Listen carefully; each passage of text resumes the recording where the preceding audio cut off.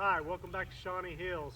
Today I'm going to do a dry run. I'm going to pop the top on the camper, extend the awning, and then hook up for the first time this ARB 2500 Deluxe awning room that I purchased. So I'll be able to see for the first time what the full package is going to look like before our trip. So let's get started.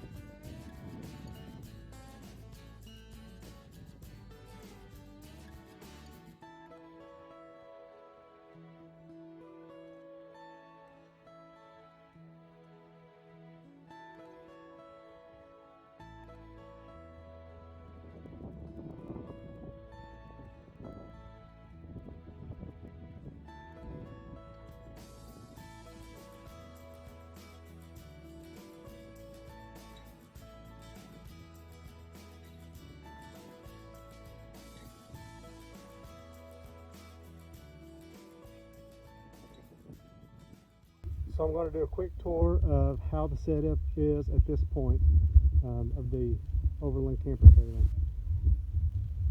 So here's the ARB 2500 awning room. I've got the front awning rolled up right now for the screen. You can either close that down to make a private room, or you can pull it out, put poles up, and set it like an awning. I like that it has entrances on both sides, so I can go to the back of the trailer if I'm wanting to get to the kitchen area, or go to the front of the tent if I'm wanting to get to the vehicle. So here it is inside of it. The only thing I don't like at the moment, which I may just not have it adjusted right, is the ceiling droops down a little bit. So I'm going to try to figure something out with that. But it has an opening here to where I can get to the trailer. And I like that it opens up to the full width, so I can actually have the window as well. So I can open up that window and get the breeze through the screen room into the trailer. And this is where the trailer's at right now. I've got the drawers built and the floor laid. Some of the paneling up. I've still got to put my panels on either side. That's where I'm going to have some electrical plugs at.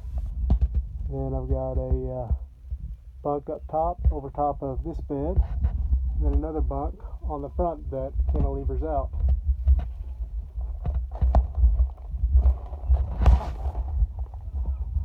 this is going to be home for a few weeks.